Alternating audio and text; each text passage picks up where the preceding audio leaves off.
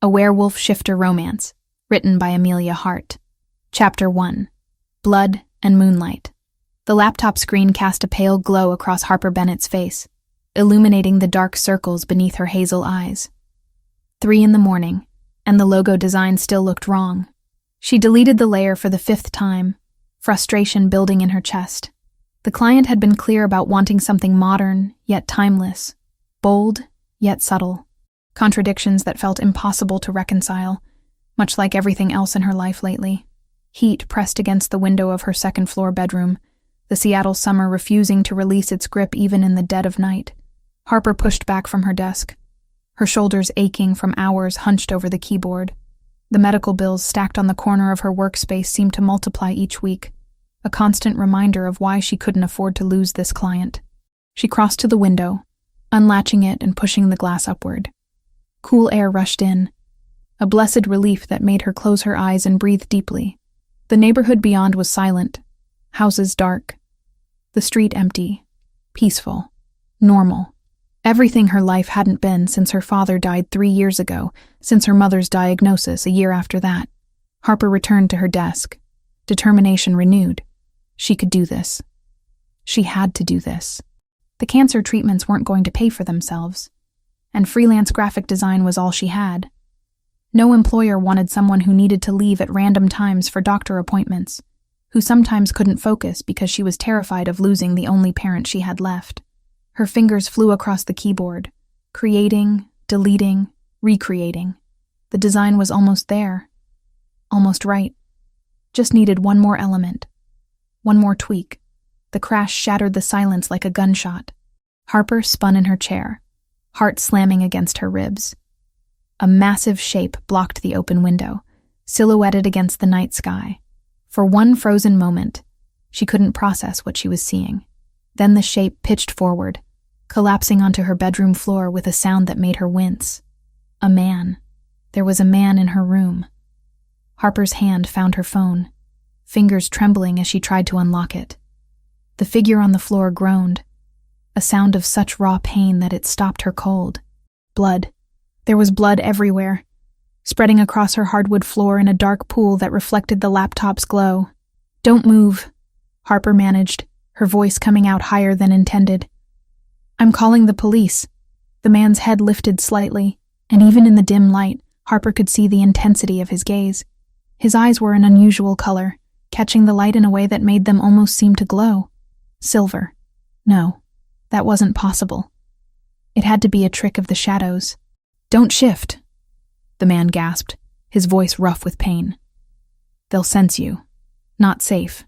Harper's thumb hovered over the emergency call button. "What? I'm not going to shift anywhere. I'm calling for help." "No police." The man tried to rise, his powerful frame shaking with the effort. "Can't explain. Your shifter. I sensed it. That's why I came here." The words made no sense. Harper stared at him, trying to understand through the fog of shock and adrenaline. He was injured.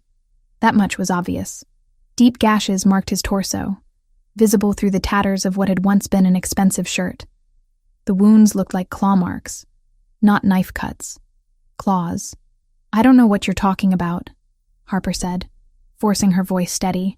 "Who are you? How did you even climb up here with those injuries?" The man's eyes closed briefly, and she saw the moment he realized his mistake. When they opened again, confusion flickered across his face. "You really don't know, do you?" "Know what? That you broke into my house?" "Yeah, I noticed that part." "Harper?" Her mother's voice drifted up from downstairs, made thin by illness and fear. "Harper? What was that noise?" Panic seized Harper's chest. Her mother. She couldn't let Vivian see this. Couldn't let her try to climb the stairs in her condition. The last episode had left Vivian weak for days, and the doctors had been clear about avoiding stress. "It's fine, Mom," Harper called back, amazed that her voice came out so calm. "I just knocked over some books. Go back to sleep." The man on her floor had gone very still, his head tilted as if listening. Something about his attention made Harper's skin prickle with awareness she couldn't explain. "Are you sure?" Vivian sounded doubtful. It sounded like something heavy falling. "I'm sure. I'll clean it up. Don't try to come upstairs, okay?" You know what the doctor said about the stairs at night. A long pause, then a reluctant, "All right, sweetheart. But be careful."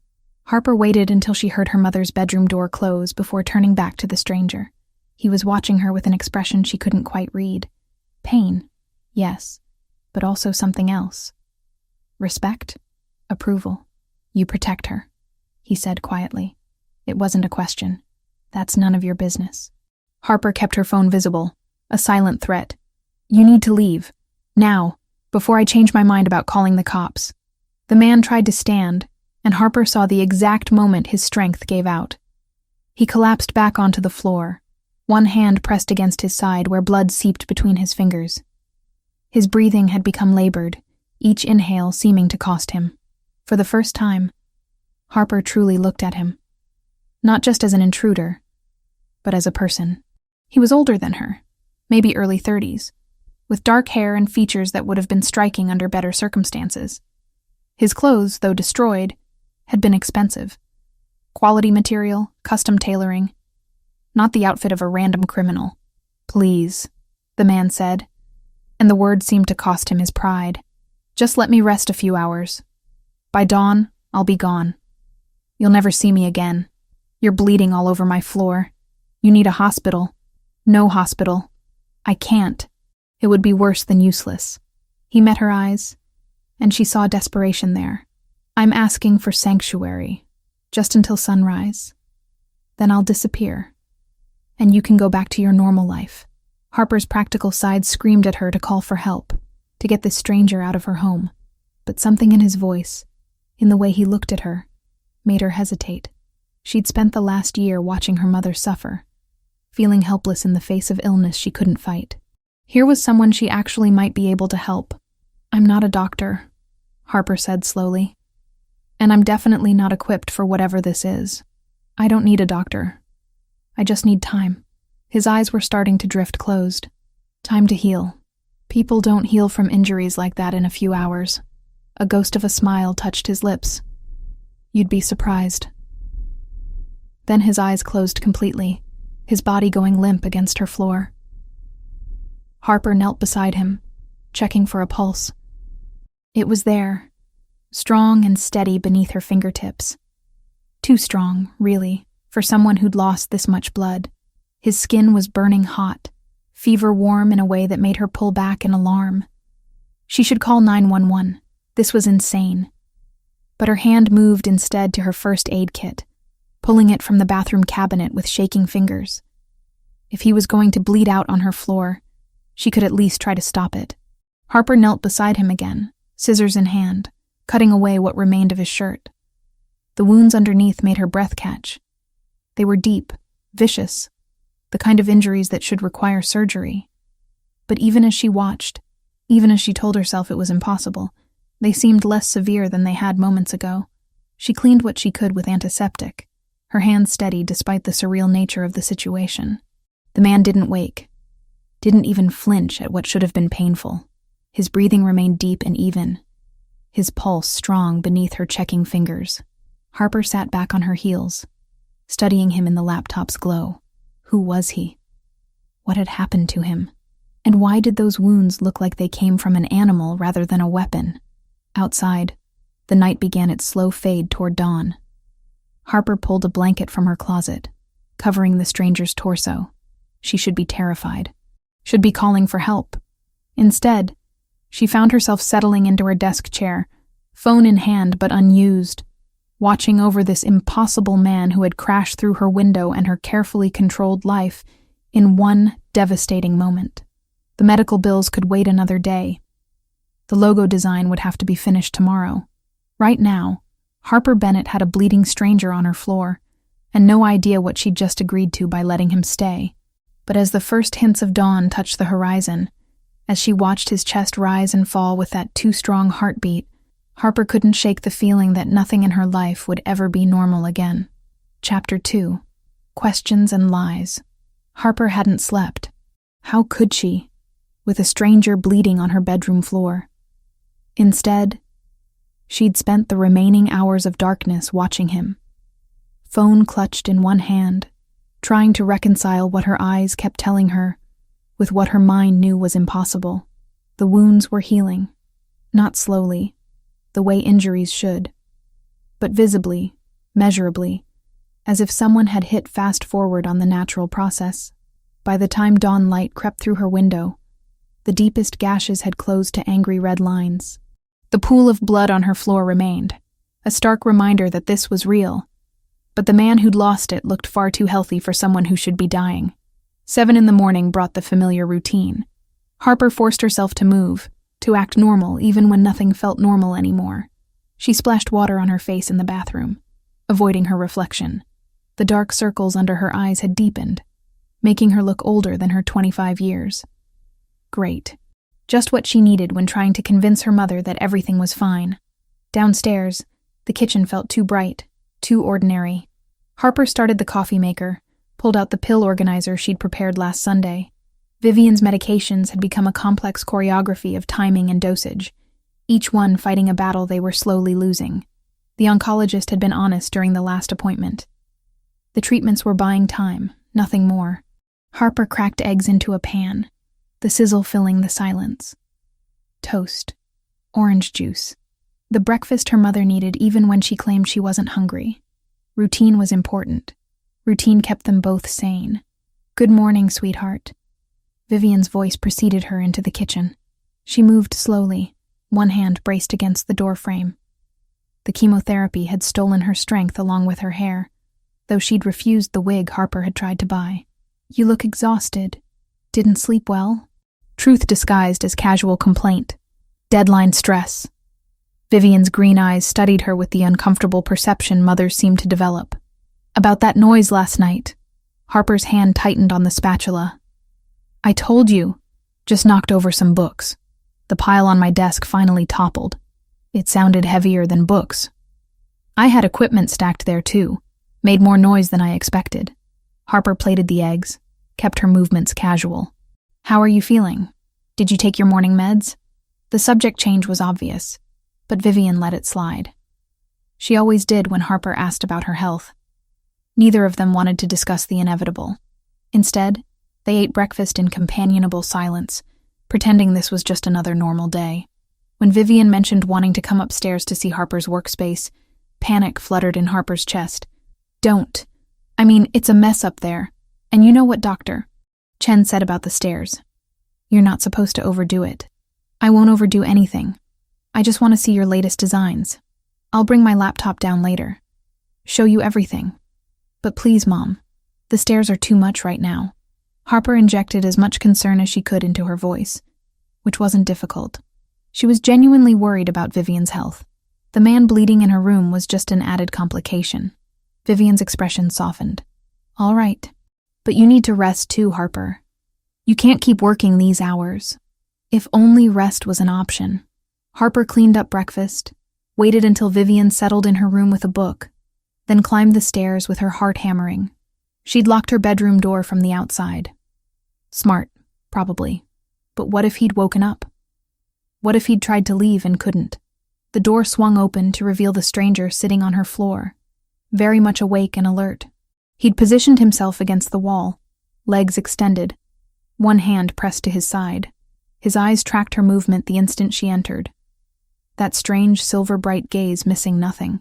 Harper grabbed the kitchen knife she'd hidden on her bookshelf. Ridiculous weapon, but it made her feel slightly less helpless. "Don't move. I wasn't planning on it." His voice was stronger than last night, though still rough around the edges. "Thank you for not calling the police. Don't thank me yet. I haven't decided what I'm doing with you." Harper kept the knife visible, a reminder that she wasn't completely defenseless. "Who are you? And I want the truth this time. Not whatever delirious rambling you gave me before." "My name is Callum." He studied her face, seeming to weigh how much to reveal. "I was attacked last night, ambushed by enemies who wanted me dead." "What kind of enemies give you wounds that look like claw marks?" "The kind that use unconventional weapons." Harper's patience frayed. "That's not an answer. It's the only one I can give you right now." Callum shifted, wincing slightly. "I climbed your wall because I needed sanctuary. Your house offered that. You climbed to a second-story window, with injuries that should have killed you. That's not humanly possible. Something flickered in his expression. Amusement? Respect? You're observant. I'm practical. And what I'm observing doesn't make sense. Harper gestured at him with the knife. You've lost enough blood to need a transfusion. You should be unconscious. Maybe dead. Instead, you're sitting there having a conversation. So either you're not human, or I'm losing my mind. You're not losing your mind. Then what are you? Callum held her gaze, and Harper saw him making a decision. What if I told you there are things in this world that science hasn't explained? People who aren't entirely what they seem. I'd say you hit your head too hard during your attack. Would you? He leaned forward slightly. Then explain how I healed. Explain how I climbed your wall. Explain why your instincts are screaming that something about me is different. Harper wanted to deny it, but she couldn't. There was something fundamentally wrong about this situation. Something that didn't fit into her carefully organized worldview. She'd spent the night watching impossible wounds close themselves. She'd felt his fever-hot skin, his too strong pulse. Normal didn't cover any of it. I heal fast, Callum continued when she didn't respond. It's genetic. A trait that runs in my family. That's not a genetic trait. That's superhuman. Is it? His silver eyes caught the morning light streaming through her window. Or is it just something you haven't encountered before? Harper's phone buzzed in her pocket, making her jump. She pulled it out one-handed, keeping the knife pointed at Callum. The client. The one with the impossible deadline. The message was terse, professional, and devastating. They'd found someone else. Someone more reliable. Someone who didn't miss deadlines. The knife lowered slightly as Harper read the words again. That was $6,000 she couldn't afford to lose. $6,000 toward her mother's treatment. Toward keeping their house. Toward surviving another month. Bad news? Callum asked quietly. None of your business. But her voice cracked on the words, betraying her. The client you were working for last night, they fired you. Harper's head snapped up. How do you know that? I heard you on the phone yesterday, before I arrived. You mentioned needing the job, needing the money for medical bills. His expression softened slightly. Your mother. She's sick. You were listening to my private conversations? I was bleeding on your floor. I heard what I heard. Callum shifted, testing his movement. I'm sorry you lost the work because of me. The apology surprised her. Harper had expected denial, deflection, not genuine remorse from a stranger who'd crashed into her life and turned it upside down. She lowered the knife completely, suddenly too exhausted to maintain the aggressive stance. What am I supposed to do with you? The question came out tired, defeated. I can't keep hiding you up here. My mother's already suspicious. And you can't stay forever. I'll be gone by tonight. I just need a few more hours to fully recover. Recover from what? Who attacked you? Why? That's complicated. Everything about you is complicated. Harper sank onto her desk chair. But I'm going to need better answers than it's complicated. If you want me to keep lying to my mother about the strange man in my room. Callum was quiet for a long moment. When he spoke, his voice carried a weight that made Harper's skin prickle. There are things in this world your science books don't cover. Creatures that exist alongside humanity, hidden in plain sight. My enemies are part of that world. And last night they tried to remove me from it permanently. Creatures. Harper tested the word, found it absurd. You're telling me monsters are real? I'm telling you that your definition of normal is narrower than reality. That's insane. Is it? Callum met her eyes again, and this time she saw something shift in his gaze. The silver brightened, took on an almost luminous quality that had nothing to do with reflected light. Then how do you explain this? Harper stared, her heart hammering against her ribs. She wanted to look away, to dismiss what she was seeing as a trick of exhaustion. But the evidence was undeniable. His eyes were glowing. Actually, genuinely glowing with an inner light that belonged in fantasy novels. Not her bedroom. What are you? The question came out as a whisper. Someone who shouldn't exist according to your worldview. The glow faded, leaving normal silver-gray eyes that somehow seemed less strange now. But I do exist. And so does the world I come from. Harper's practical mind warred with what her eyes had just witnessed. Impossible. It was impossible. but so was a man healing from mortal wounds in hours. So was the way he'd appeared in her window, defying logic and gravity. "I need to think," she said finally. "I need to process this without you staring at me with your impossible eyes." "I understand." Callum settled back against the wall. "Take your time. I'll be here." Harper fled downstairs, her thoughts a chaotic mess. In the kitchen, she braced herself against the counter and tried to breathe normally. Monsters. He'd essentially told her monsters were real, that he was something other than human, that the world contained secrets her carefully organized mind had never imagined. And the terrifying part? She believed him. Chapter 3. Unveiled Truths. The second day brought a shift Harper couldn't ignore. When she climbed the stairs with breakfast for Callum, he was standing by the window, examining the street below with an intensity that spoke of years spent watching for threats. The blanket she'd given him was folded neatly on her desk chair. The blood on her floor had dried to a dark stain she'd need to scrub later. He turned when she entered, moving with a fluid grace that seemed impossible for someone who'd been bleeding out 24 hours ago. The wounds she'd cleaned last night were barely visible now, faded to thin pink lines that looked weeks old rather than hours. "This is insane," Harper said, setting the plate down harder than necessary. "People don't heal this fast. It's not biologically possible. Your biology textbooks are incomplete." Callum gestured at the food. "Thank you for this. You didn't have to. I'm not letting you starve in my room. That would just create more problems."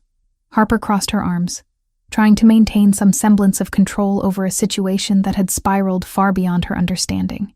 "You said you'd explain. So explain. What are you?" Callum studied her face, seeming to measure how much truth she could handle. "Have you ever heard the term shapeshifter?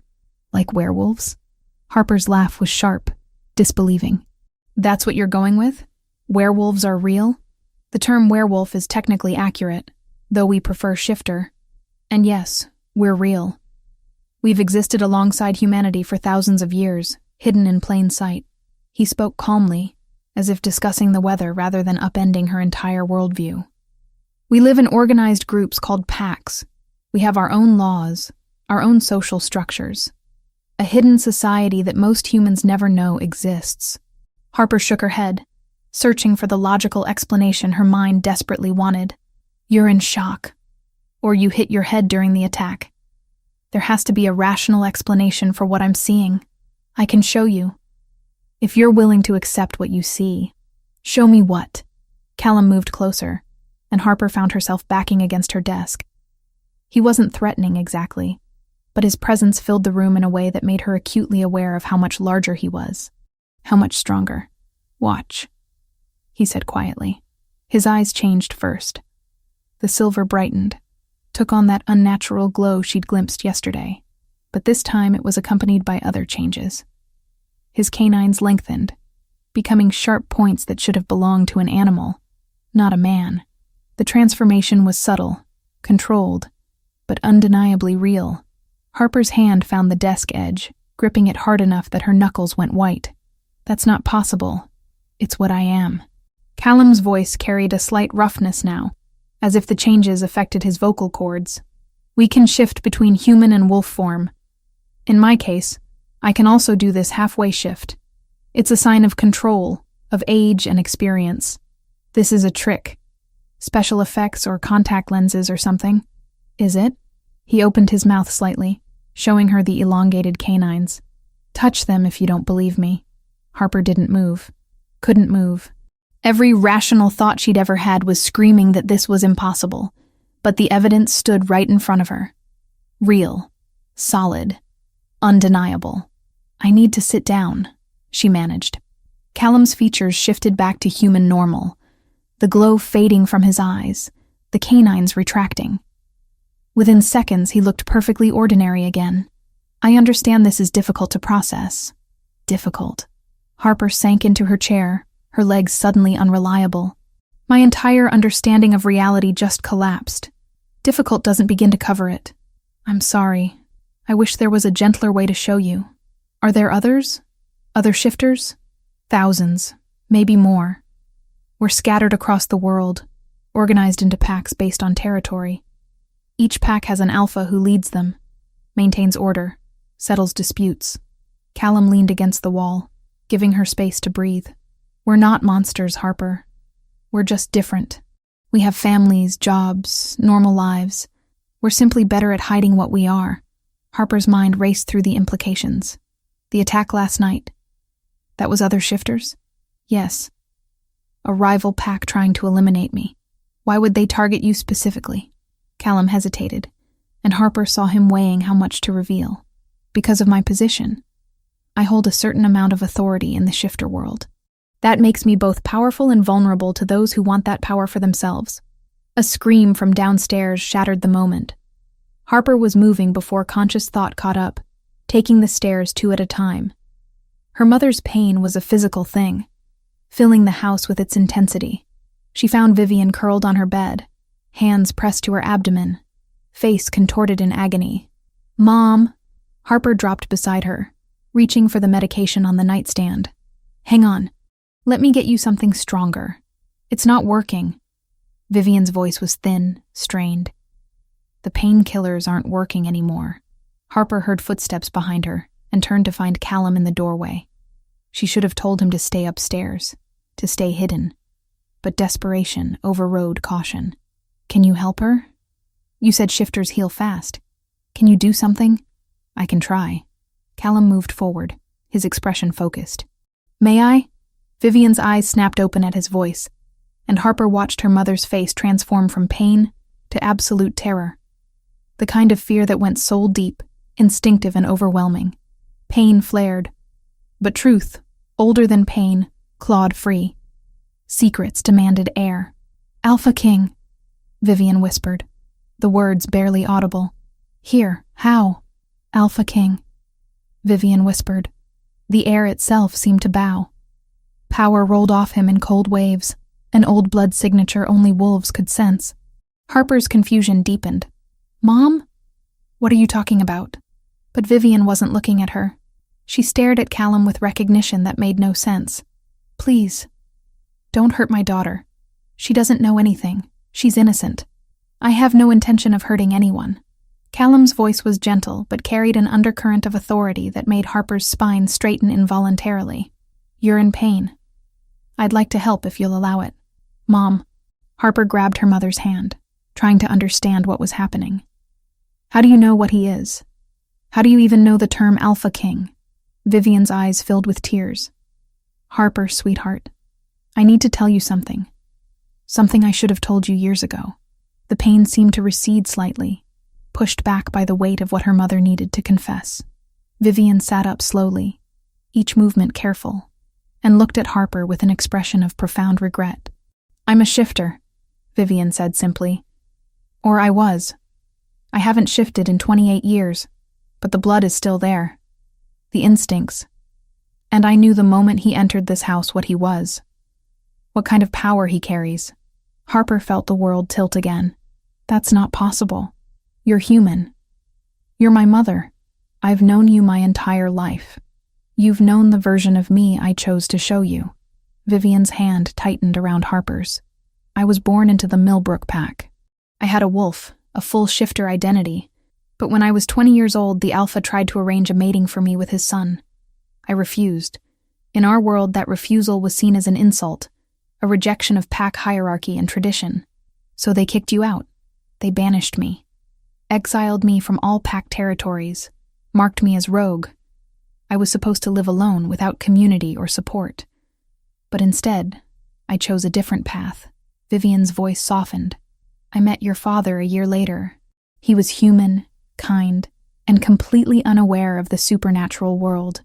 I fell in love with him, married him, and decided to suppress everything about my shifter nature to build a normal life." Harper pulled her hand away, standing abruptly. "My entire life has been a lie? No. My love for you, for your father, that was all real. But I hid my past to protect you. I used herbs to mask my scent. Willpower to keep my wolf buried. I wanted you to have a normal childhood, free from the dangers and politics of the shifter world. And I didn't inherit any of it?" Harper's voice came out hollow. "I'm just human? It happens in about 30% of cases when a shifter mates with a human. The shifter genes don't pass on. Vivian looked at Callum, then back at Harper. I never told you, because I thought you'd be safer not knowing. That world is dangerous, Harper.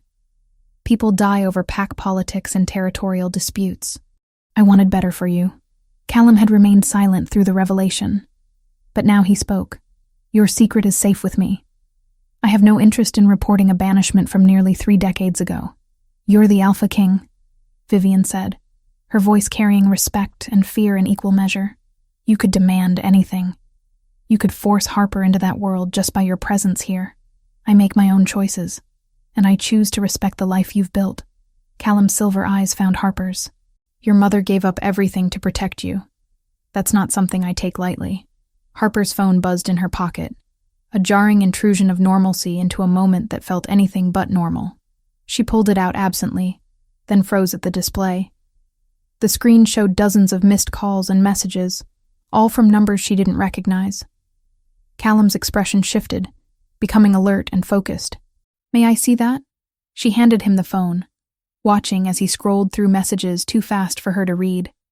His jaw clenched, and something dangerous flickered in his eyes. What is it?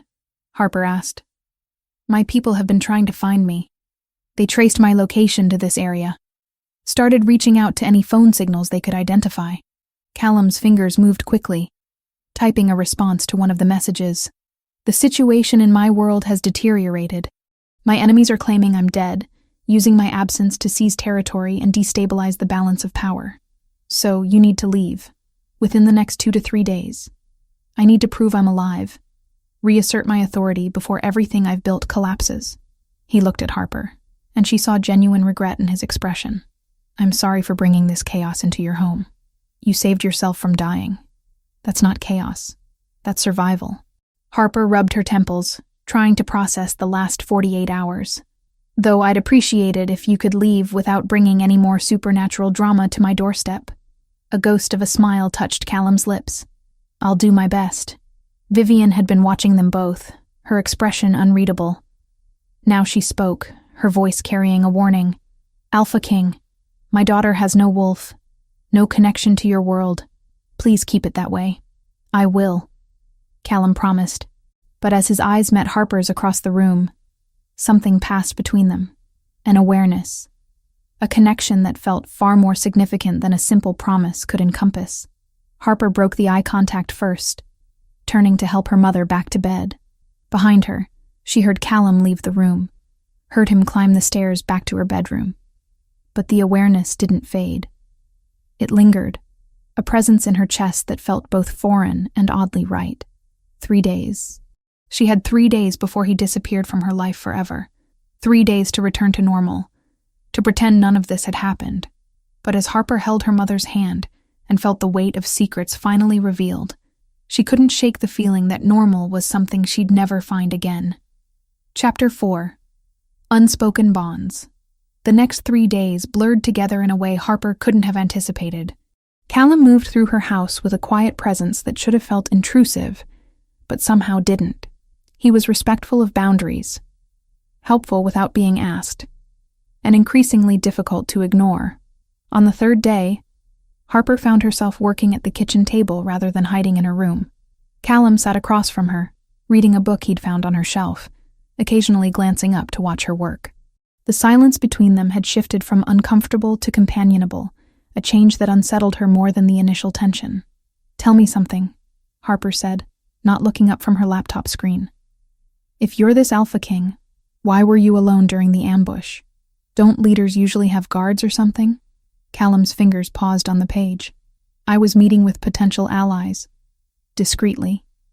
Taking a full security detail would have sent the wrong message. Unfortunately, it also made me vulnerable. So someone betrayed you. Someone always betrays you when there's power involved. The trick is figuring out who before they strike. His voice carried a weariness that spoke of experience. I've been dealing with challengers and traitors for a decade. You'd think I'd be better at spotting them by now. Harper finally looked at him, studying the tension in his shoulders. That sounds exhausting. It is, but it's the life I inherited when my father died. Someone has to maintain order among the packs, settle territorial disputes, Prevent the kind of chaos that would expose us all to the human world. Do you ever regret it? The responsibility? Callum's silver eyes met hers with surprising honesty. Every day. But regret doesn't change reality. The position is mine until someone stronger takes it. Or death releases me. That's bleak. That's survival. He closed the book, giving her his full attention. What about you? Do you regret giving up your life to care for your mother? The question hit harder than Harper expected. She looked down at her laptop, at the half-finished design that would probably never see completion. Sometimes. Is that terrible to admit? It's honest. Caring for a dying parent is one of the hardest things a person can do. You're allowed to feel trapped by it. Harper's throat tightened. No one else had ever acknowledged the suffocating weight of her situation.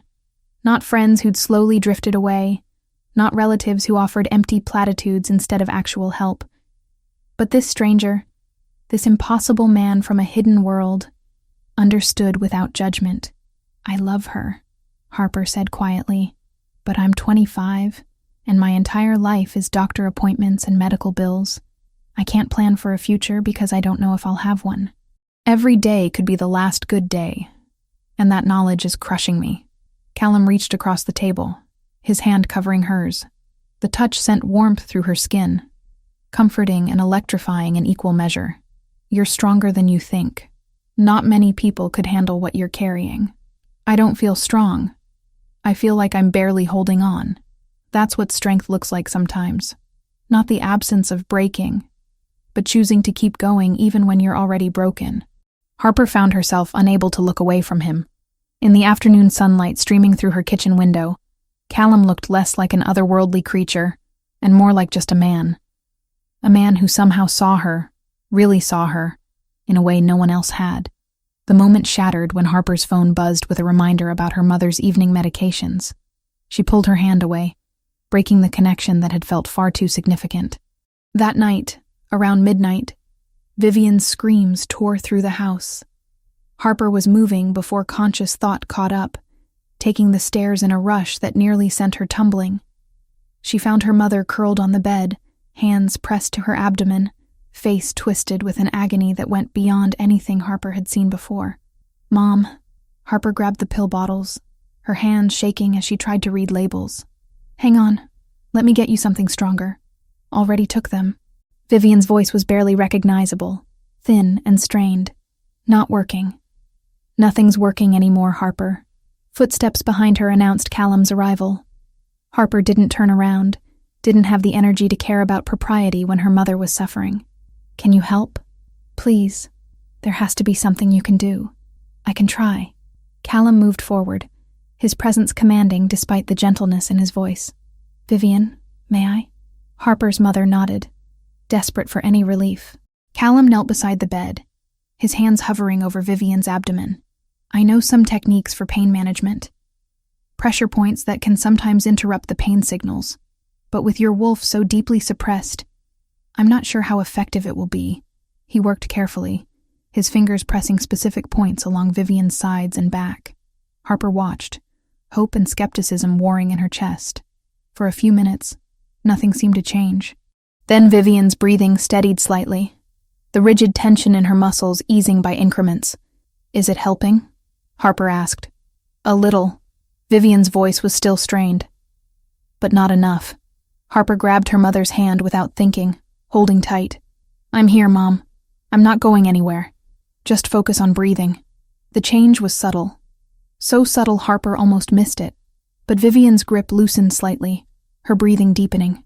The lines of pain etched into her face smoothed just a fraction, and her eyes fluttered closed as exhaustion pulled her toward sleep. That's better, Vivian murmured. Having you here, it helps. Harper exchanged a glance with Callum, who was studying them both with an expression she couldn't quite read. Of course it does. That's what family is for. They stayed like that until Vivian fell into restless sleep. Harper carefully extracted her hand, following Callum back to the hallway. Her legs felt unsteady, adrenaline fading to leave her hollow and shaking. Thank you, Harper said, for trying to help. I wish I could have done more. Callum reached up, his thumb brushing away a tear Harper hadn't realized had fallen. She's lucky to have you." The touch lingered, his hand cupping her cheek with a tenderness that made Harper's heart stutter. They were close, closer than appropriate, close enough that she could feel the warmth radiating from his body. His silver eyes held hers, and in them, she saw a reflection of her own confusing tangle of emotions. "Callum," she whispered, though she didn't know what she was asking for. He leaned closer, and Harper's eyes drifted closed, anticipation thrumming through her veins. But before their lips could meet, a sound from Vivian's room made them both freeze. Her mother, calling out in sleep, disoriented and afraid. Harper pulled back, reality crashing down. "I should check on her." "Of course." Callum stepped away, putting appropriate distance between them. "Good night, Harper." She watched him climb the stairs to her room, then returned to her mother's bedside. But even as she sat in the chair she'd pulled close to Vivian's bed, even as she tried to focus on monitoring her mother's breathing, Harper's mind kept returning to that almost kiss, and what it might have meant. The 5th day brought Griffin. Harper heard the knock first, unfamiliar and authoritative. When she opened the door, a massive man stood on her porch, his scarred face professional and assessing. "I'm looking for Callum Draven. I believe he's here." Callum appeared behind her before she could respond. "Griffin. About time." The two men clasped forearms in a gesture that spoke of years of trust. Griffin's eyes, dark and sharp, studied Harper with open curiosity. "So this is where you've been hiding. Recovering. Not hiding." Callum gestured them inside. "What's the situation?" "Deteriorating rapidly.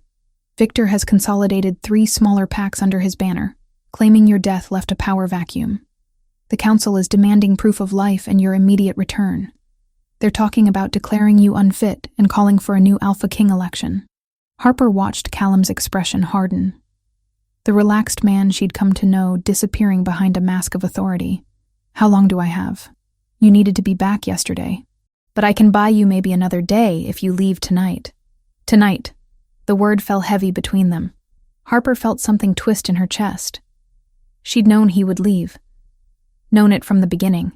But hearing the timeline made it real in a way that hurt more than it should.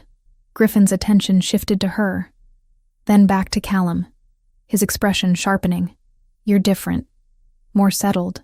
What happened here? That's not your concern." "The hell it isn't. You're my Alpha King. Everything about you is my concern." Griffin crossed his arms. "She's human, Callum. Tell me you haven't—" "Not here." Callum's voice carried command that made even Harper's spine straighten. "We'll discuss this outside." They stepped onto the porch, and Harper definitely wasn't trying to eavesdrop from the kitchen window. Definitely not. But sound carried, especially when Griffin's voice rose with frustration. "A human mate? Are you insane? The council will never accept it. The Pax will see it as weakness." "I don't care what they see." Callum's reply was quieter, but no less intense. "She's mine. I felt the bond the moment I woke in her house. She doesn't even have a wolf. How can there be a mate bond with someone who's essentially human? I don't know. But it's there. I can feel her, Griffin. Her emotions, her presence. It's faint, undeveloped, but it's real." Harper's hand pressed against her chest, where something unfamiliar had been growing for days. A awareness of Callum that went beyond physical attraction. A sense of where he was, even when she couldn't see him. She'd attributed it to hypervigilance, to the strangeness of having a stranger in her house. But what if it was something more? The conversation outside continued, Griffin's objections giving way to resigned acceptance. When they came back inside, Callum's expression was set with determination. "I need to leave tonight," he told Harper. "But I'll come back. I promise you that. You don't owe me promises." Harper forced her voice steady. "You saved yourself. You owe me nothing." "That's not true." Callum moved closer, and Harper found herself unable to step back. "You saved my life.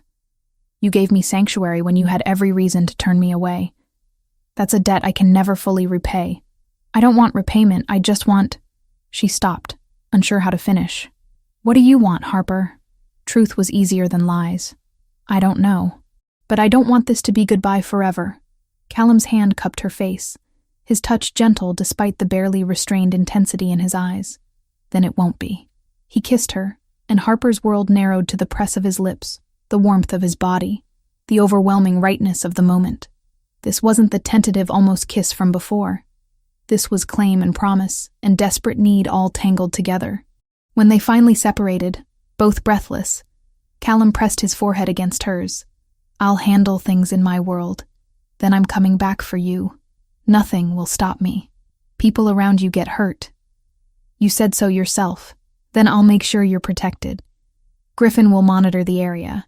If anything seems wrong, anything at all, call this number." He pressed a phone into her hand. "Promise me." "I promise." That evening, Harper stood on her porch and watched Callum disappear into the gathering darkness. Vivian appeared beside her, wrapped in a blanket against the cool night air. "You care about him," Vivian observed. "I barely know him. Sometimes the most important connections happen fast." Her mother's hand found Harper's shoulder. "He called you his mate. Do you understand what that means?" He tried to explain. Something about a connection between shifters. Vivian's expression grew serious. Mate bonds are rare and powerful. They're soul-deep connections that go beyond choice or reason.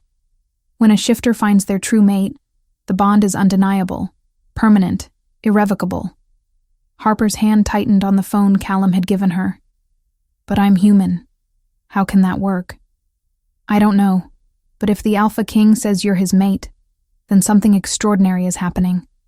Something that might change both your worlds forever." Inside, the house felt emptier than it had in days.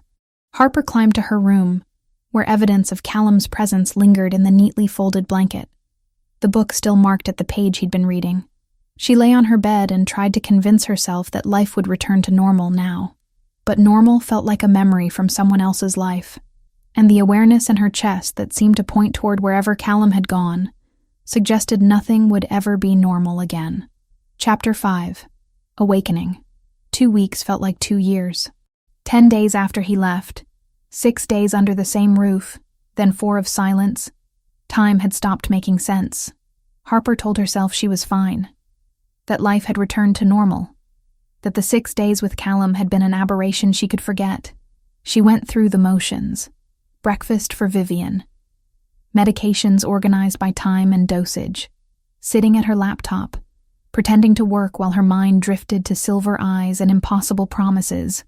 The client rejections piled up. 3 in the first week, each one citing concerns about reliability or availability. Word spread fast in the freelance community. Harper Bennett wasn't dependable anymore. Better to find someone else. By day 10, she was scrambling. The mortgage payment loomed.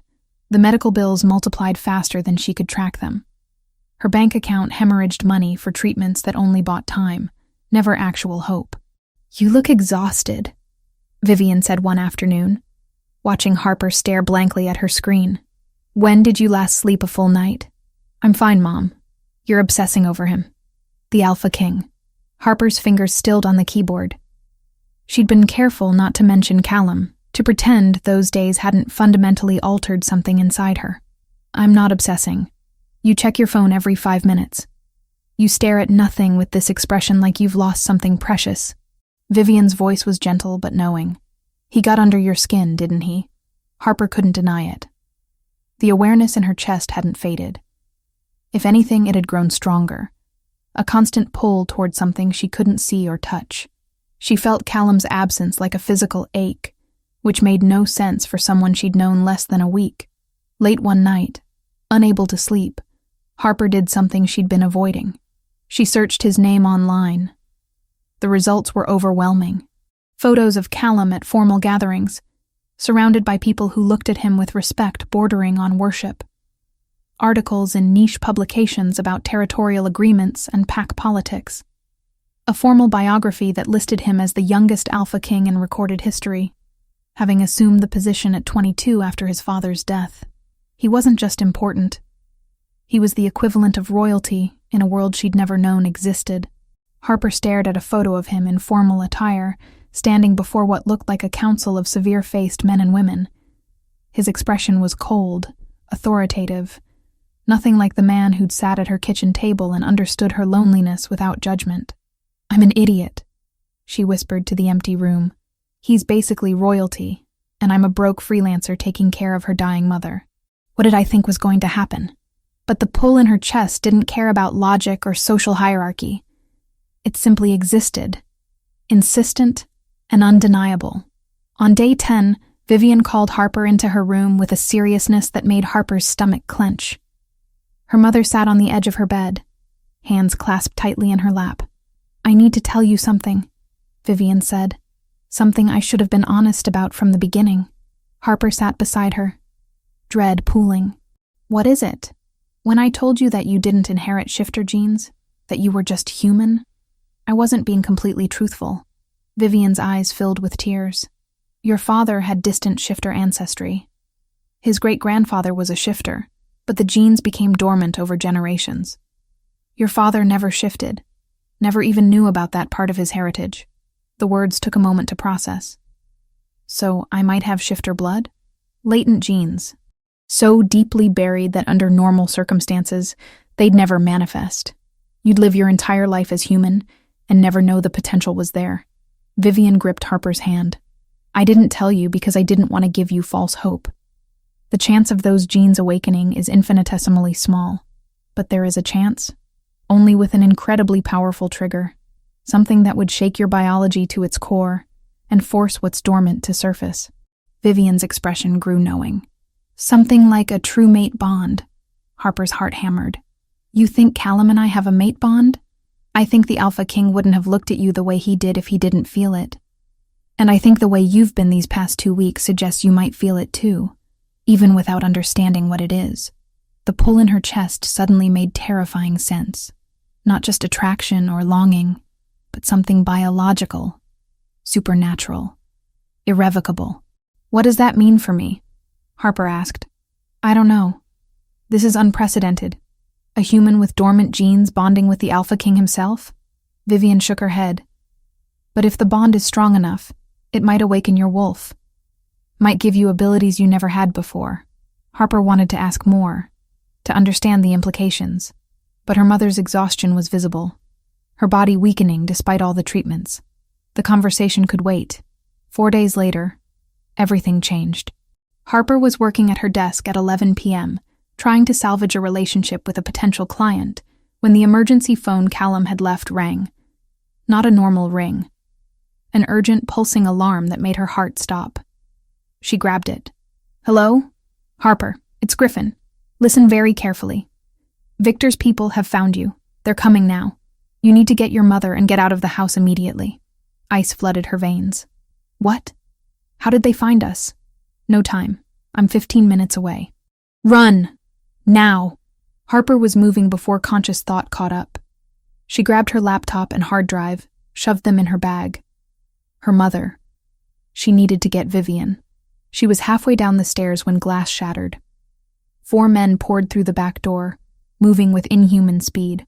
Their eyes glowed amber in the darkness, and Harper knew with sick certainty that these were shifters. Victor's shifters. "Mom!" Harper screamed, changing direction toward Vivian's room. The lead shifter reached her first, his hand closing around her arm with crushing strength. "The Alpha King's little human pet. Victor will be pleased." Harper tried to pull away, panic overwhelming rational thought. "Let go of me. He wants you alive. That's all that matters." The shifter hauled her backward, away from her mother's room. Vivian's door burst open. Her mother stood there, weakened by illness, but fury blazing in her eyes. "Let my daughter go. Mom, run!" Harper struggled harder, but the shifter's grip was iron. Then Griffin crashed through the front door in full wolf form, a massive gray beast that slammed into the nearest attacker with bone-breaking force. The room erupted into chaos.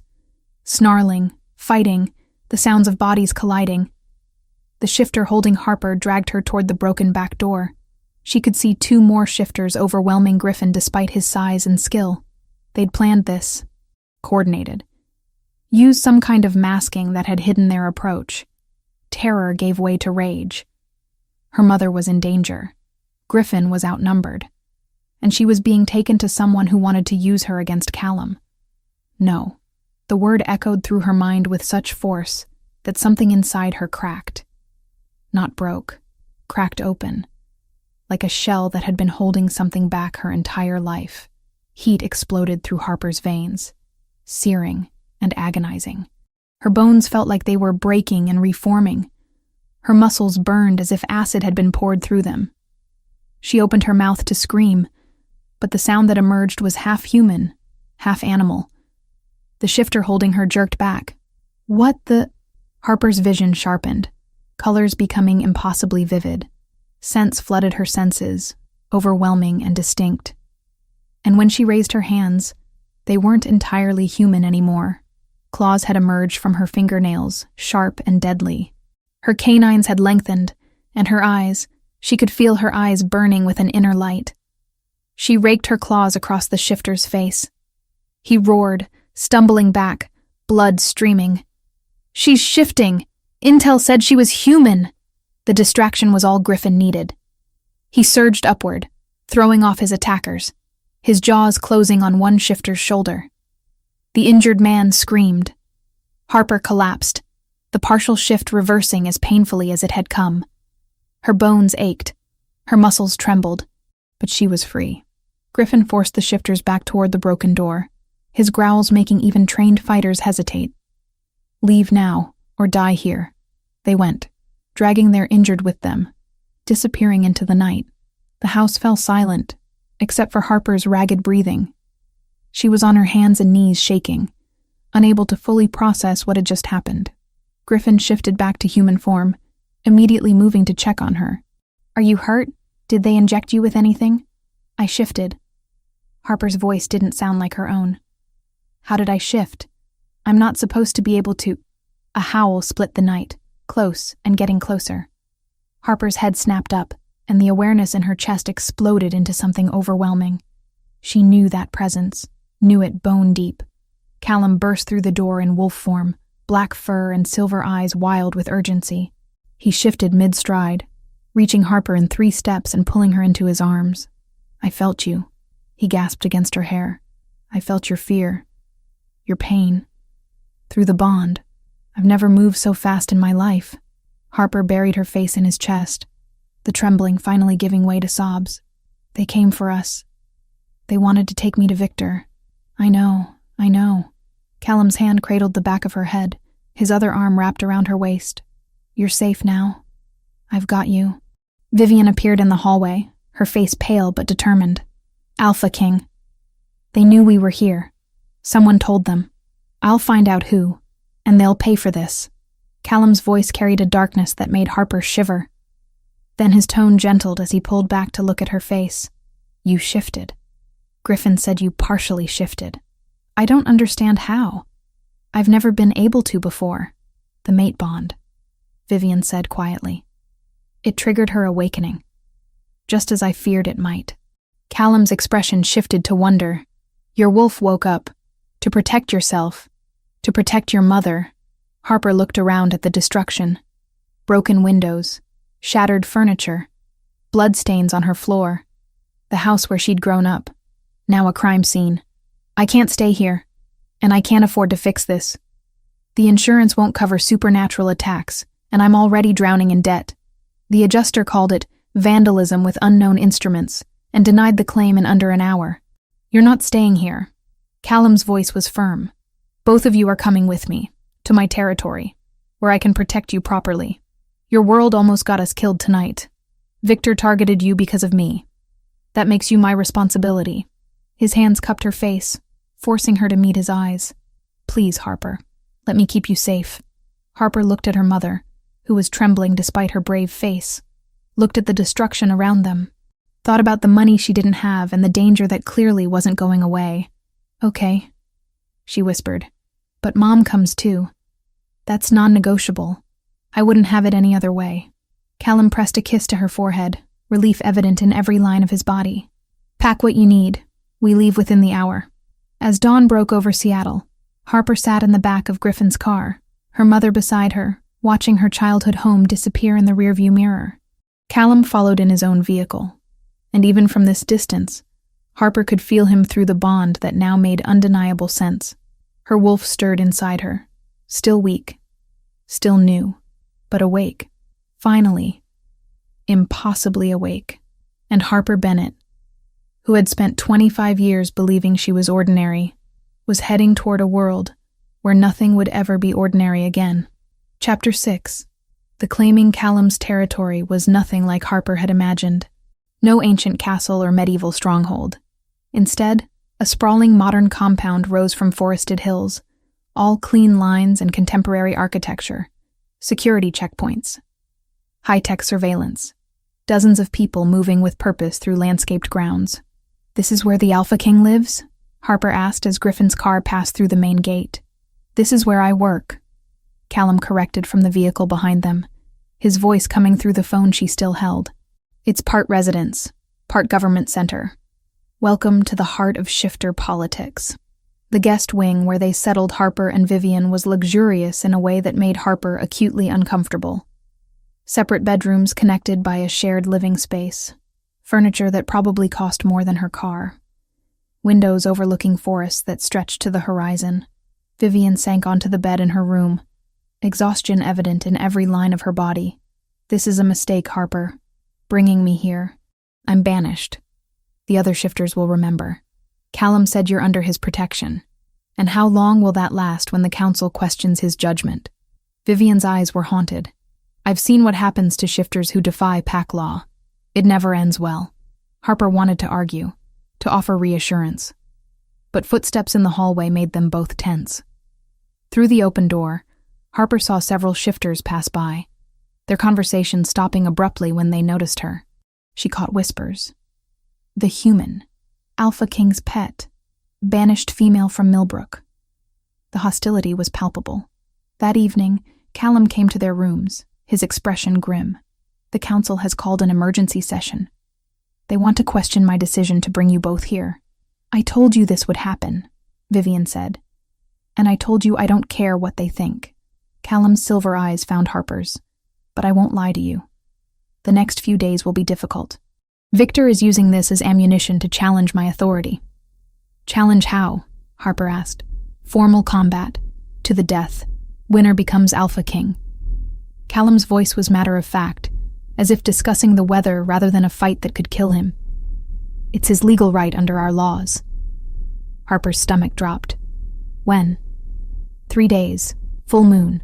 Neutral ground. Shifter rights treat the full moon as a 3-night window. Tonight was the heart of it. 3 days. She had 3 days before Callum faced someone who wanted him dead, and there was nothing she could do to help. The next morning, Griffin appeared at their door. "Training time. If you're going to be in this world, you need to control your shift." The training ground was a cleared area behind the main compound, surrounded by forest.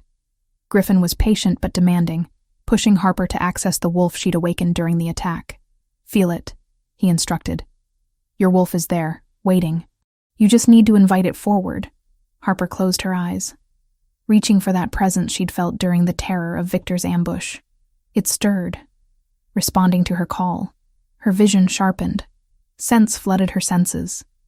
And when she opened her eyes, she knew they were glowing golden. Claws emerged from her fingernails. Canines lengthened. But no matter how hard she tried, she couldn't achieve a full wolf form. The shift stopped at partial, leaving her stuck between human and animal. "It's frustrating," Harper admitted after an hour of failed attempts. "It's progress," Griffin countered.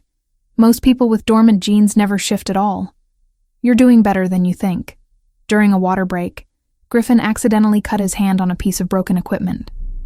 Without thinking, Harper reached for him. "Let me see." The moment her fingers touched his wound, warmth flooded through her palms. Golden light emanated from her hands, and Griffin's eyes widened as the cut sealed itself, healing in seconds. "What the hell was that?" Harper stared at her hands, which still glowed faintly. "I don't know. I just felt like I could help, so I did." "You're a healer." Griffin's voice carried awe. "That's incredibly rare, Harper. Even among full-blooded shifters. They tested it on Vivian that afternoon." Harper's touch eased her mother's constant pain. The cancer that had been advancing relentlessly suddenly checked, not cured. Harper could feel that the disease was too entrenched for complete healing, but managed, controlled. This changes things. Callum said when Harper showed him. Healers are valued in our world. The council will have to recognize your worth now. I don't want to be valued for what I can do, Harper said quietly. I want to be valued for who I am. Callum pulled her close, his arms wrapping around her waist. I value both. Every part of you. 2 days before the challenge, Harper discovered the traitor by accident. She'd been practicing her healing ability, trying to understand its limits, when Owen, one of Callum's senior enforcers, offered to help test it. Harper touched his shoulder to assess him, and darkness flooded her senses. Deception. Malice. Betrayal. She jerked back. There's something wrong with you.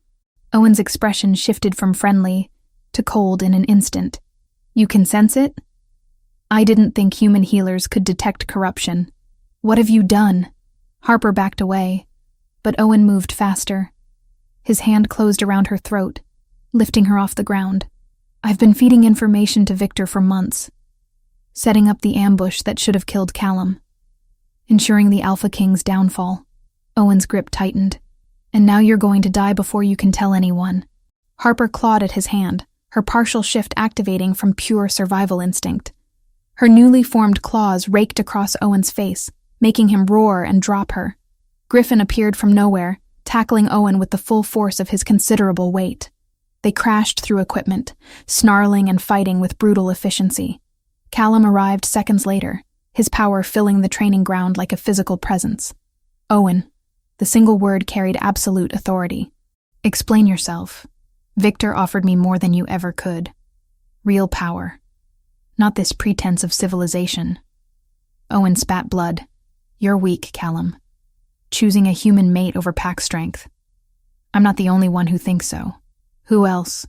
Callum's voice dropped to something dangerous. Owen smiled, showing bloodied teeth. Find out yourself. He moved before anyone could stop him, shifting mid-stride and running for the compound's perimeter. Griffin gave chase, but Owen knew the territory too well. He escaped through a maintenance access point, disappearing into the forest. Security welded the maintenance breach shut by dusk. Access keys were rotated, and 3 handlers were quietly suspended pending inquiry. We've been investigating the leak for weeks, Callum told Harper afterward, his jaw tight with fury. You found him in minutes. Your healing sense detected what we couldn't. What does this mean for the challenge? It means Victor knows we're onto him. He'll move the timeline up. Callum's phone buzzed. He read the message and his expression darkened. He just did. The challenge is tomorrow at dawn, not in 2 days. Harper's world tilted. Tomorrow? You're not ready. I'll have to be. Callum cupped her face, his thumbs brushing her cheekbones. But there's something I need to explain first. About mate bonds and what happens if I don't survive this. He led her to his private quarters, away from listening ears. Without a claiming ceremony, our bond isn't recognized by shifter law. If I die tomorrow, you'd have no protection. No standing in this world. Victor could claim you himself under ancient laws regarding unmated potential mates. That's barbaric. That's our law. Callum's silver eyes held hers intently. A claiming ceremony makes the bond permanent and legally binding. Blood exchange. Formal vows. A claiming bite that marks you as mine and me as yours. Once completed, no one can challenge it. Harper's heart hammered. Permanent. As in forever? As in there's no going back. No divorce or separation. When shifters claim their mates, it's for life. He took her hands. I won't pressure you, Harper. This has to be your choice. But I want you to know what you mean to me. What you've become to me. We've known each other less than 3 weeks. I felt the bond since the moment I woke in your house. Time doesn't change what's already there. His voice roughened with emotion. You're mine, Harper Bennett. You've been mine since the night you saved my life, and I've been yours since I opened my eyes and saw you watching over me. Harper thought about the awareness in her chest that pointed toward him always. The way her wolf responded to his presence. The rightness she felt when he touched her. If you do this tomorrow, she said slowly, if you face Victor and I lose you, I'll never forgive myself for not claiming you when I had the chance. Then don't lose that chance. Callum's forehead pressed against hers. Be mine, officially, completely, tonight. Yes, The word felt like inevitability. Tonight. Under the moon. The ceremony happened at midnight in a clearing on the compound grounds. Only Griffin and Vivian attended as witnesses. The intimacy of the moment too precious for crowds. Callum had changed into traditional garb, all dark leather and ritualistic markings. Harper wore a simple white dress Vivian had somehow procured. The moon rode near full and bright enough to silver the clearing, painting everything silver. "Ready?" Callum asked. Harper nodded, unable to speak past the emotion clogging her throat. They faced each other in the moonlight. Callum took a small blade, making a shallow cut across his palm, then did the same to hers. Their hands clasped together, blood mingling, and Harper gasped as the bond between them flared to life with overwhelming intensity. "I claim you," Callum said, his voice carrying the weight of ancient ritual. "As my mate, my Luna, my heart. I pledge my strength to protect you, my life to defend you, my soul to love you until death releases me." Harper's voice shook but held steady. "I claim you. As my mate, my alpha, my heart. I pledge my strength to support you, my life to stand with you, my soul to love you until death releases me." The bond pulsed between them, golden and unbreakable. Harper could feel Callum's emotions flooding through. Love, fierce protective instinct, desire that made her skin flush hot. Then Callum's lips found the junction of her neck and shoulder, and his teeth sank deep in a claiming bite that should have hurt, but instead sent pleasure cascading through her entire body. She cried out, her hands clutching his shoulders, as the bond completed with an intensity that stole her breath. When she could think again, Harper took the blade and made her own mark on his neck. Her partially shifted canines weren't as strong as his, but intent mattered more than power. Callum groaned, his arms tightening around her. "Mine," she whispered against his skin. "Yours," he agreed. "Always yours." They consummated the bond in his quarters, and Harper discovered that physical intimacy with a mate bond was overwhelming in ways she couldn't have imagined. Every touch magnified, every sensation shared between them. When they finally lay tangled together, both breathless and satisfied, the claiming mark on her neck throbbed with a pleasant warmth. "I can feel you," Harper whispered. "Your emotions, your presence. It's like you're part of me now. We're part of each other." Callum traced the mark he'd left. "Forever, Harper. There's no undoing this. I don't want to undo it." She kissed him softly. "I want you to survive tomorrow so we can have a lifetime of this. Then I'll survive, because I'm not leaving my mate alone in this world." But as dawn approached and Callum prepared for battle, Harper couldn't shake the fear that tomorrow might steal everything they'd just claimed. Chapter 7. Blood Under Moonlight. Dawn broke cold and unforgiving over the neutral clearing where shifter law would be satisfied in blood. Harper stood with Vivian and Griffin in the designated spectator area. Her hands clenched so tightly her nails drew blood from her palms. The claiming mark on her neck throbbed with every beat of her heart, pulsing in rhythm with Callum's presence somewhere in the forest preparing for battle. Dozens of alphas had gathered as witnesses, their faces carved from stone, expressions revealing nothing. This was tradition. This was law. Personal feelings had no place in a challenge that would determine who ruled them all. "You can't interfere," Griffin reminded her quietly, "no matter what happens. If you try to help him during the fight, they'll disqualify Callum and declare Victor the winner by default. I know the rules." Harper's voice came out sharper than intended. Through the bond, she could feel Callum's focused determination, his warrior's calm settling over him like armor. But underneath that calm lurked the knowledge that one of them wouldn't leave this clearing alive. Victor emerged from the eastern tree line first, his platinum hair catching the early light. He was massive in human form, all corded muscle and brutal efficiency. Scars marked his exposed arms and chest, each one a testament to battles survived. His amber eyes found Harper, and he smiled with cruel satisfaction. "The prize awaits," he called across the clearing.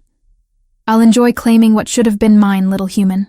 Harper's wolf stirred, responding to the threat with a growl that rumbled in her chest. Her eyes flashed golden before she could suppress it, making several nearby alphas shift uncomfortably. Then Callum appeared, and Harper's breath caught. He moved with lethal grace, every line of his body speaking of controlled violence. His silver eyes swept the clearing, found her, and softened for just a moment. Through their bond, she felt his love crash over her like a wave, fierce and all-consuming. "I love you," she mouthed, knowing he'd see it even from this distance. His lips curved in the ghost of a smile. Then his expression went cold as he turned to face Victor. An elderly alpha stepped forward, his voice carrying the weight of centuries. "The challenge is witnessed. Combat will continue until one challenger yields or dies. The victor assumes the title of Alpha King and all territories sworn to it. Let no one interfere or face execution for breaking our most sacred law." Harper's stomach twisted. Execution. They would kill her if she tried to help. "Begin," the elder commanded. Both men shifted simultaneously. Callum's transformation was fluid, powerful, becoming a massive black wolf with eyes that gleamed silver in the dawn light. Victor's shift was equally impressive, his platinum fur reflecting the sun as he took wolf form, slightly smaller than Callum, but visibly more scarred, more experienced in survival. They circled each other, assessing, calculating. Then Victor struck first, launching himself with brutal speed. Callum met him midair, and the sound of their collision made Harper flinch. They crashed to the ground in a tangle of fangs and claws, snarling with primal fury. Blood spattered the grass within seconds. Harper felt every blow through the bond. When Victor's teeth found Callum's shoulder, pain exploded in her own shoulder, making her gasp. Vivian's hand found hers, squeezing tight. "He's strong," her mother whispered. "He'll survive this." But as minutes stretched into an agonizing eternity, Harper wasn't so sure. Victor fought with the desperation of someone who had nothing to lose and everything to gain. He used the terrain, throwing Callum into trees, rocks, anything that could cause additional damage. His tactics were vicious, targeting joints and vulnerable areas with surgical precision. Callum fought back with equal ferocity, his larger size giving him advantage in raw power. But Victor was faster, more agile, dodging killing blows and landing countless smaller wounds that accumulated like interest on a debt. 20 minutes into the fight, both wolves were bleeding heavily. Harper tasted copper in her mouth, her own body reflecting Callum's injuries through their connection. She wanted to look away, to spare herself the agony of watching, but she forced her eyes to stay open. If Callum could endure this, she could endure witnessing it. Victor seized an opening, his jaws closing around Callum's hind leg. The bone snapped with a sound that made several witnesses wince. Callum went down, and Victor pressed his advantage, driving his opponent into the ground with overwhelming force. Through the bond, Harper felt Callum's determination waver, felt exhaustion creeping in, felt the calculation that maybe surrender would be better than death. "No," Harper breathed. "Don't give up. Please don't give up." Victor went for Callum's throat, jaws opening wide for the killing strike. Time seemed to slow as Harper watched death approach the man she'd claimed just hours ago. The bond between them flared with desperate intensity, as if trying to bridge the distance separating them. And Harper reached. Not physically, not with her hands or her voice, but with everything she was, everything the bond had made her. She reached through that golden connection and poured healing energy into Callum with the same instinct that had saved Griffin's hand, that had eased her mother's pain. The effect was immediate and unprecedented. Golden light erupted from Callum's body, visible even in wolf form. His broken leg straightened. Deep wounds sealed themselves. Energy flooded back into exhausted muscles. And when Victor's teeth closed on Callum's throat, they found only fur and skin too tough to penetrate. The witnesses erupted in shocked murmurs. Several alphas stood, staring at the impossible display. Harper sagged against Griffin, the effort of channeling healing across distance, leaving her drained but determined. She kept the connection open, kept the energy flowing. Callum surged upward with renewed strength, throwing Victor off. The tables had turned. Now Callum pressed the advantage, his attacks calculated and devastating. He'd been conserving energy, Harper realized, waiting for this moment. Victor tried to retreat, to recalibrate his strategy, but Callum gave him no chance. The next exchange was brief and brutal. Callum's jaws found Victor's throat and didn't let go. They went down together, Victor thrashing, Callum holding with iron determination. The Platinum Wolf's movements slowed, weakened, finally stopped. Callum released his grip, stepping back as Victor's body went limp. The challenge was over. Blood stained the grass, turned the dawnlight crimson, and Callum Draven stood victorious, his silver eyes finding Harper across the clearing as he shifted back to human form. "The Alpha King prevails," the Elder announced. "Let all witnesses acknowledge Callum Draven's right to rule." The Alphas present dropped to one knee in acknowledgement. Even those who'd supported Victor understood that law was law. Challenge was challenge. The matter was settled in the oldest way their kind knew. Harper broke from Griffin's restraining hand the moment the formal acknowledgement concluded, running across the clearing to where Callum stood. He caught her, pulled her close, burying his face in her hair. "You saved me," he whispered. "I felt you. The healing. How is that even possible? I don't know. I just couldn't let you die." Harper pulled back to examine him, her hands running over skin that should have been torn and broken, but showed only faint bruising. "Are you really okay?" "Better than okay. Because I have you." Callum kissed her, not caring about the witnesses, the blood, the formality of the moment. "My mate, my Luna, mine." The golden light from Harper's healing still faded from visibility as they held each other, and several alphas approached with expressions of stunned respect. "The mate bond demonstrated unprecedented power," one of them said. "Remote healing through connection alone. This has never been documented in our history. The law forbids outside help," the Elder said at last. "But a mate bond's emanation is judged part of the challenger himself. No violation stands." "Then document it now," Callum replied, his voice carrying absolute authority. "Harper Bennett is my officially claimed mate and your Luna. Her abilities have saved your Alpha King's life. Anyone who questions her worth questions me directly." The challenge in his words was clear. No one took it up. In the days that followed, the shifter world settled into new patterns. Victor's supporters either swore loyalty to Callum or quietly retreated to their own territories. The threat of civil war evaporated with Victor's death, leaving peace in its wake. 2 councils, 3 sworn oaths, and a dozen border guarantees later, the map held steady. Peace, this time, felt earned rather than declared. Griffin's team found Owen trying to cross the southern border 12 hours after the challenge. The traitor had been exhausted, alone, his confidence shattered by Victor's defeat. His trial was swift, his exile permanent. Mercy instead of execution, which several alphas had advocated for. He made his choices, Callum had said during the sentencing. Let him live with the consequences somewhere far from here. Vivian's formal pardon came 3 days later. Callum had negotiated with the current alpha of Millbrook Pack, who turned out to be the grandson of the alpha who'd banished her. The younger leader had no interest in ancient grudges, especially when the Alpha King himself was advocating for mercy. "You're free," Harper told her mother as they walked through the compound gardens. Officially recognized as a member of Callum's pack. No more hiding. Vivian touched the claiming mark on her daughter's neck, still visible and thrumming with barely contained power. "And you're officially Luna, the mate of the most powerful shifter in the territory. How does it feel?" "Terrifying. Overwhelming." "Right," Harper smiled. All of those at once. 2 weeks after the challenge, Harper found herself in a formal ceremony she couldn't quite believe was real. The Council of Alphas gathered to officially recognize her as Luna, acknowledging both the mate bond and her unprecedented healing abilities. She wore traditional garb, white and gold, with the claiming mark prominently displayed. Callum stood beside her in his formal regalia, every inch the Alpha King. When the elderly Alpha who'd overseen the challenge placed a silver circlet on her head, Harper felt the weight of responsibility settle onto her shoulders.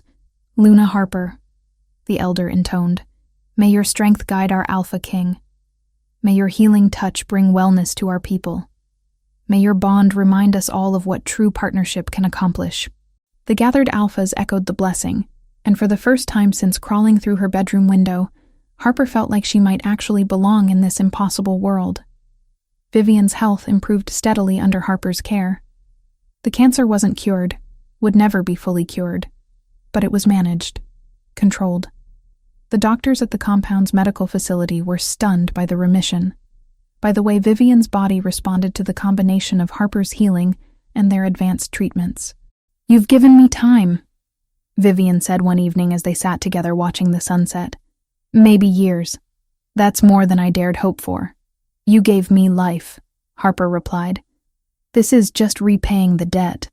3 months after the night that changed everything, Harper stood at the window of the quarters she now shared with Callum, looking out over the territory that had become her home.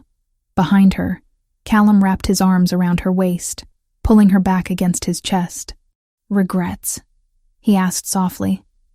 Harper thought about her destroyed house in Seattle, her lost freelance career, the normal life she'd been living just months ago. Then she felt the bond humming between them, felt her wolf stirring contentedly, remembered the respect in the council's eyes during her Luna ceremony. "None," she said honestly. "Not a single one." "Good, because I'm never letting you go." Callum's lips found the claiming mark, making her shiver with pleasure. "You're mine forever, remember? And you're mine." Harper turned in his arms, seeing the man who'd crashed through her window and into her carefully controlled life. "Forever works for me." Outside, the full moon rose over the compound, bathing everything in silver light, and Harper Bennett, who'd started as a struggling human caring for her dying mother, stood in the arms of the Alpha King and knew that sometimes the best destinies were the ones you never saw coming. Chapter 8. Home. 3 months had transformed everything. Harper stood in the compound's healing center, her hands glowing golden as she eased the pain from a young shifter who'd broken his arm during training. The boy, no more than 14, watched with wide eyes as bones aligned themselves, as torn tissue knitted back together with barely a scar to mark the injury. "Does it hurt?" he asked, voice pitched higher with nervousness. "Not at all." Harper smiled, withdrawing her hands as the healing completed. "Flex your fingers for me." The boy obeyed, his expression shifting from fear to wonder as he realized the arm that had been useless minutes ago now moved perfectly. "Thank you, Luna." The title still felt strange, even after 3 months. Luna Harper, the maid of the Alpha King, the human who'd become something more, something the shifter world had never quite seen before. "Be more careful next time," Harper told him gently. "Just because I can heal you doesn't mean you should take unnecessary risks." The boy nodded solemnly and left, already testing his restored arm with the resilience of youth. Harper cleaned up her workspace, organizing the herbs and medical supplies that supplemented her supernatural healing. She'd learned that while her ability could fix injuries, it worked best in combination with traditional medicine. Balance, as Callum often reminded her, was key to everything. Her laptop sat on the desk in the corner, a reminder of the life she'd maintained despite her new role. She'd rebuilt her freelance portfolio carefully, taking only select clients whose projects genuinely interested her. The money no longer mattered. Callum had paid off every debt she'd accumulated, had offered her unlimited access to resources she'd never dreamed of having. But Harper worked because it kept her grounded, kept her connected to the person she'd been before shifters and mate bonds and impossible transformations. Luna was who she'd become, but Harper Bennett, the graphic designer, was who she'd always be at her core. "Another successful healing?" Vivian's voice came from the doorway, her mother looking healthier than she had in years. Harper turned, smiling at the sight. Vivian's hair had grown back, silver white and striking. The gauntness that cancer had carved into her features had filled out with proper nutrition and Harper's regular healing sessions. She'd never be completely cured. The cancer lurked in remission, managed, but not eliminated. But she had time now. Years, possibly. Time she'd thought was forever lost. "Broken arm," Harper confirmed. "Training accident. How was your lunch with Margaret?" Vivian's expression softened. Margaret had been her childhood friend from Millbrook Pack, someone she'd thought lost forever when she'd been banished 28 years ago. Their reunion had been tearful, joyous, healing in ways that went beyond Harper's abilities. Wonderful. "She's invited us both to visit Millbrook next month. The new Alpha wants to formally welcome me back." Vivian shook her head, still marveling at how life had shifted. I never thought I'd see my homeland again. Never thought I'd be accepted back. Callum made it happen. You made it happen, sweetheart. He pardoned me because of you, because you're his mate, and he'd move heaven and earth for you. Harper couldn't deny it. Callum had used his considerable authority to smooth every obstacle, to ensure both Harper and Vivian found acceptance in this world. But he'd done it because he loved her, not because he felt obligated. The distinction mattered. Evening found Harper in the quarters she shared with Callum, reviewing designs on her laptop while he worked through paperwork at his desk. The domestic normalcy of it struck her sometimes. The Alpha King, ruler of vast territories and countless packs, filling out reports like any other executive. Her, working on a logo design for a tech startup, occasionally glancing up to admire how the lamplight caught in his dark hair. Griffin's getting mated, Callum said without looking up from his work. Harper's head snapped up. What? When did this happen? Last week. He's been courting Jade for months, apparently. She finally agreed to the claiming ceremony. Callum's lips curved in a rare, genuine smile. He tried to keep it quiet, but you can't hide that kind of joy. Jade from the security detail? The same. She's fierce, intelligent, and doesn't take any of his nonsense. They're perfect for each other. Harper saved her work and closed the laptop. I'm happy for him. He deserves someone who sees how incredible he is. We all deserve that. Callum set aside his papers, his silver eyes finding hers across the room. Some of us are just lucky enough to find it. The claiming mark on Harper's neck throbbed pleasantly, responding to the intensity in his gaze. 3 months hadn't dulled the mate bond's power. If anything, it had grown stronger, the connection between them deepening with every shared moment. Harper stood and crossed to the window, looking out over the compound grounds. Lights dotted the landscape, marking homes and buildings where hundreds of shifters lived their lives. Her people now, in a way she'd never expected. She'd spent the last 3 months learning their customs, understanding their struggles, finding ways to help that went beyond healing injuries. A training program for young shifters with healing abilities. A meditation practice for controlling partial shifts. A support group for those who'd lost mates or family members. Harper had discovered that being Luna meant more than standing beside Callum at formal events. It meant genuinely caring for the people who looked to them for leadership. I never imagined this, Harper said softly. When I left my window open that night, I thought my life would stay exactly as it was, struggling to survive, caring for my dying mother, never seeing anything beyond the next medical bill.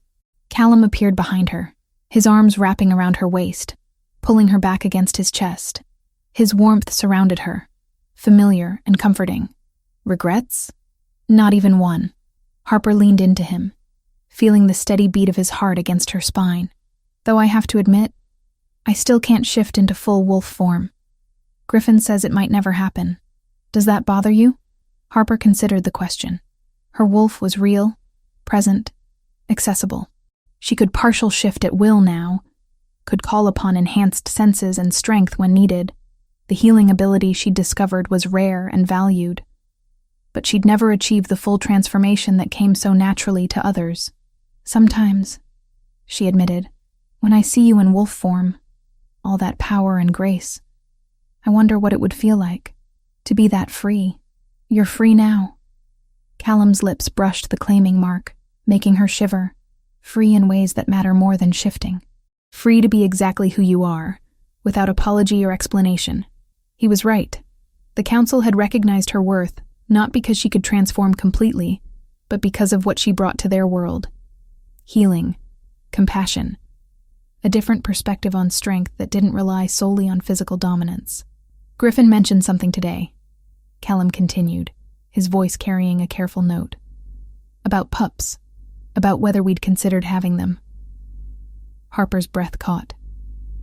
They'd been so focused on stabilizing the territory, on navigating the political aftermath of Victor's challenge, that they hadn't seriously discussed the future beyond the immediate present. Is that something you want? She asked. Eventually. Callum's arms tightened around her. Not now. Not when we're still building what we have. But someday, yes. I'd like to see what kind of children we'd create together. The image bloomed in Harper's mind. Small children with silver eyes and her hazel ones, teaching them to shift, to heal, to navigate the complex world they'd inherit. The thought terrified and thrilled her in equal measure. Would they be like me? Harper wondered. Partial shifters with unusual abilities. They'd be ours. That's all that matters. Harper turned in his arms, facing him fully. The lamplight cast shadows across his features, highlighting the strong lines of his face. This man who'd crashed into her life and changed everything. This impossible creature who looked at her like she held the moon and stars in her hands. I love you, she said simply. I know. Callum's smile was soft, private, meant only for her. I feel it every moment through our bond, just as you feel how completely I love you. It was true. The bond hummed between them constantly, a golden thread that connected their hearts and souls. Harper could sense his emotions, his presence, his unwavering devotion, and he could sense hers, could feel how deeply she'd fallen for the Alpha King who'd chosen her against all logic and tradition. Outside the window, the compound settled into evening rhythms. Lights dimmed in training facilities. Families gathered for dinner. The moon rose over distant trees, painting everything in silver and shadow. Do you remember that night? Harper asked. When you climbed through my window, bleeding and desperate. I remember thinking I was dying, Callum said. And then I woke up to see you watching over me. This fierce human who'd saved a stranger without question. I felt the mate bond snap into place, and I knew my life would never be the same. Mine either. Harper touched the claiming mark on his neck. Mirror to her own. Best thing that ever happened to me. Even though it scared me senseless at the time. Still scared. Terrified. But in a good way. The kind of fear that comes from having something precious to lose. Callum captured her hand, bringing it to his lips. You won't lose me. Not to challengers, not to politics, not to anything. We're bound for life, remember? Forever. Forever. He agreed. They stood together at the window, watching moonlight transform the world beyond. Harper thought about the woman she'd been 3 months ago. Alone, overwhelmed, convinced her life would never be more than survival. That woman wouldn't recognize who Harper had become. Luna. Healer. Mate to the most powerful shifter in the territory.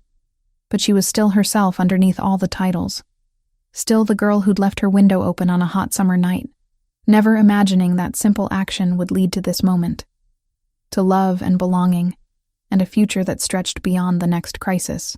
Ready for bed? Callum asked, his voice carrying intimate promise. Harper smiled, feeling the bond pulse with warmth between them. Always. They closed the window together, shutting out the night and the world beyond. Tomorrow would bring new challenges, new responsibilities, new opportunities to prove themselves as leaders. But tonight was theirs alone, and Harper intended to savor every moment. 3 months ago, she'd been Harper Bennett, struggling freelancer with a dying mother and no hope for the future. Now she was Luna Harper, mate to the Alpha King, healer of the broken, bridge between two worlds that had never quite understood each other. And as Callum led her toward their bed, as the claiming mark throbbed with pleasure and promise, Harper knew with absolute certainty that she'd found exactly where she belonged. Not in the life she'd planned, but in the one fate had written for her the night she left her window open and let destiny climb through.